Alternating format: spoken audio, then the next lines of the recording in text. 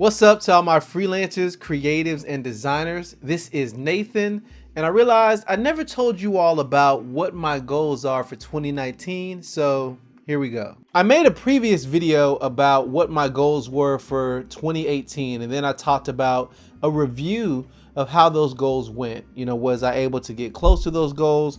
Why did I succeed? Why did I fail? And talking about a little bit of what I learned, but really, I wanted to lay the groundwork and the foundation for what I plan to do in 2019. A huge part of what I plan to do in 2019 has to do with the way I'm going about setting goals. I also did another video talking about how to set SMART goals. The fact that if you're going to set a goal, it needs to be specific, measurable, actionable, realistic, and time-bound. And I found in 2018, because I did not set goals in that way, I didn't reach all of my goals. So I didn't give myself a deadline, or I didn't break things down into actionable steps I can do on a monthly or weekly basis to move towards and progress towards the goals. So I'm setting goals the right way in 2019. And here's a little bit of what I have on my mind.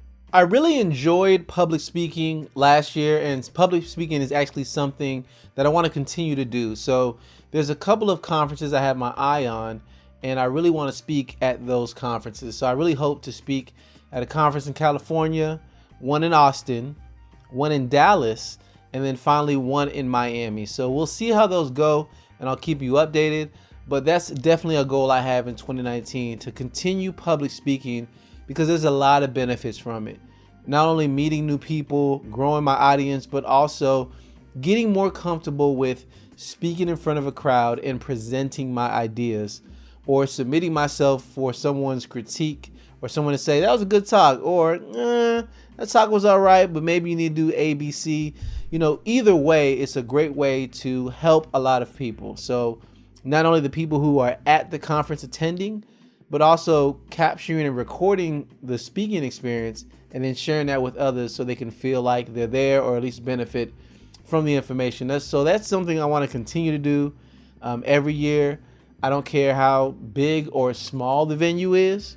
It's just something I want to keep doing as time goes along, and I want to continue that trend in 2019. A big goal that I have also in 2019 is to get more comfortable talking about myself, or what I like to say, humble bragging. I've been creating content like this for about 3 years, and I've covered a wide range of topics, and a lot of things I talk about, I go pretty deep, and I'm very specific in what I am referring to, because one of my goals was to share everything I learned in my MBA program, my Master's in Business Administration, everything that I learned, so that you all can pretty much apply from the same knowledge I learned from. I figured if I'm just keeping all this knowledge to myself, it's not really benefiting anyone. So let me share and tell my story and tell what I've learned so people can apply it and get a benefit. Even though I've covered a lot of information, I don't always talk about what I've covered or promote what I've covered. So one of the goals that I have is to, in a sense, do a better job of sharing value in social media and through different types of content. One of the ways I want to go about in accomplishing that goal is I want to create content similar to what you're watching, and then break it down into bite-sized chunks that I can put on Instagram, different things that I mentioned on Twitter, even whittle down the video to its most important points, and then release that as micro content, and put some more things out there and put actual money behind a post on Facebook, or a sponsored post on Instagram, or even on Twitter. And even taking the time, maybe I see somebody's question online, and then I send them an email personally and say, hey, good to meet you. My name is Nathan. I saw you had a question about this. I actually took the time to answer that question 2 years ago. Maybe this video will be of value to you, and hit people up with the link. So just being open, honest, and authentic with what I can teach that actually provides value, not looking for a sale, really just genuinely helping people. Now, I mentioned this as a goal, but I really want to break down every single goal that I have into bite-sized chunks so that I can actually work on accomplishing that goal. So how I'm going to go about accomplishing this is I've come up with a schedule. So I have a schedule for Instagram, I have a schedule for Twitter, I have a schedule for Facebook, the different types of posts I'm going to do. So maybe on one day, I'm talking about something I learned in the past. On another day, I'm breaking down micro content. On another day, there's maybe something, a new design or a new logo or a new design principle I actually want to teach or talk about or give my feedback on. I'm breaking that down, I'm talking about it. Or I'm sharing work from the past in different client works and client projects that I've worked on. Those are all the things that I have going on, but I just don't always talk about it or share it. But now that I actually have a goal of more content, and then I broke down the types of what I want to talk about, then I broke down the exact dates I'm going to post certain things.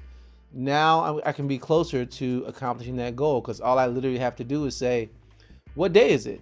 Look at the type of posts I'm supposed to create, write them, put them up, I'm done.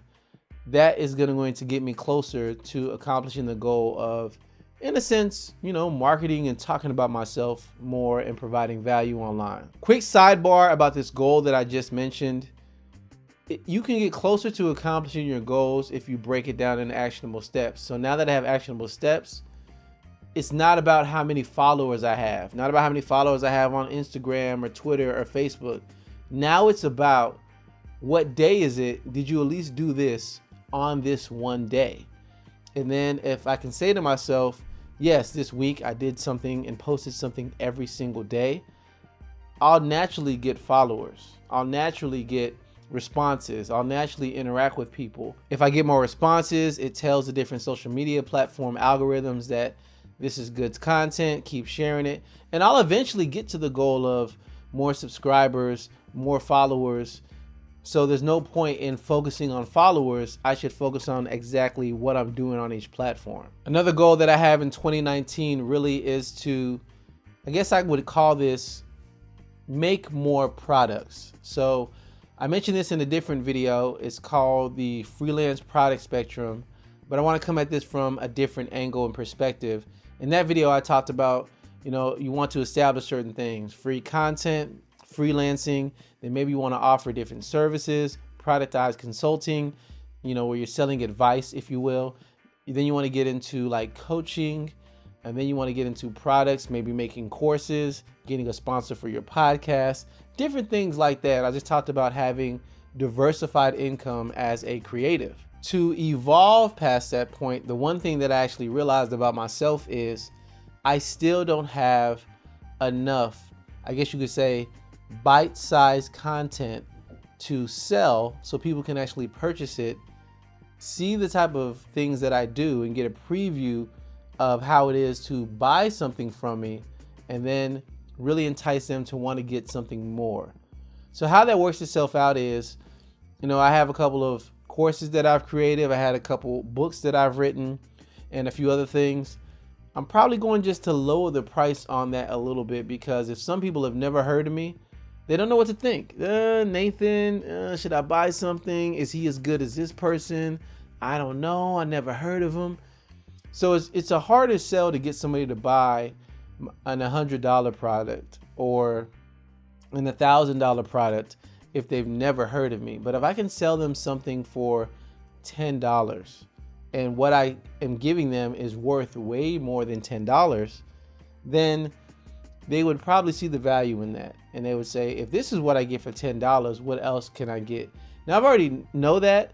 I've already offered that type of advice to different clients and even set up products for them. However, I haven't really done that myself. So you're going to see more products for me of value. You're going to see me create more and release more, because I want to give people more of an opportunity to learn exactly what they want. So just to give more context into what I'm saying, I had an online course in the past, and it still exists. It's called Freelance Jumpstart. I think it's a great and amazing course. And I'll just say it like this: that course is worth way more than whatever I'm charging for it. I can definitely say that. But with the Freelance Jumpstart Masterclass course, I have that out there, and I talk about a lot of things. I talk about how to work with clients. I talk about how to create a contract, right? How to write it out from scratch, how to create a proposal. How do you go about marketing your business? How do you go about calculating your hourly rate? How do you go about doing value-based pricing and different things of that nature? So I talk about a lot of things in this course. But what I'm realizing is, rather than making like a big course that talks about a lot of things, I'm just going to make smaller, more focused courses around specific topics so people can pick and choose whatever it is that they want to learn. And if they want to buy everything as a bundle, great. I'll probably give a discount for that, but I need to get more specific. Just to expand upon that note, one course that I'm like really excited about that I'm actually creating in the works, and I'll probably show you some behind the scenes, is I'm creating a course about how to build a portfolio. This is going to be big. When I say portfolio, I mean a design portfolio. How do you go about presenting? What format should you set it up in? Where can you get certain resources to present your work better? And basically, how can you take whatever it is that you do and make it look just as good, if not better, than some of the top designers and top agencies in the world? That course, I'm very excited about it. I wish I had that starting out, but that's something that I'm working on, an example of the type of things that I'm going to do in 2019. Another goal that I have is, you've probably seen a video series with me where I'm talking about how to build an agency website, and I go behind the scenes and I'm describing that. Now I have that, I've created that, and I actually want to finish out that series because I'm still reformatting and recreating my own business website, but I'm actually going to finish that out, put that out there, and then you'll see how I did certain things from scratch, why I chose to make certain decisions, and I can even follow up and talk about how the new website is actually getting me more leads and why it's getting me more leads. So you're going to see me continue that series, and I'm actually going to finish it on YouTube for free, right? So you can check that out and learn from that. One of the largest goals that I have in 2019 is to write another book and create a documentary from the book. Now, really, the goal I have with this book is to talk about work. I noticed that no matter what type of position or jobs people have, people don't quit because they hate the job. Sometimes that's the case. Sometimes they don't like it, but a lot of times they quit because of the management, or they quit because of a boss, a supervisor, a manager, somebody. They tend to quit because they just don't get along as well with that person. And I'm starting to see through tons of conversations that a lot of people's work-life balance is thrown off because when they go to work, they have some type of manager or some type of boss that honestly doesn't properly know how to lead them. Sometimes it's not even the boss's fault because the boss was placed in a position, but they don't have any leadership training or people skills, or they don't know how to lead with compassion. They don't know how to give empathy and put themselves in somebody else's shoes, or really they don't know how to draw out people's talent and put them in the right place. If I can give a sports analogy, a good coach is sometimes known because they have a good playbook, right? They run certain plays and people do those plays.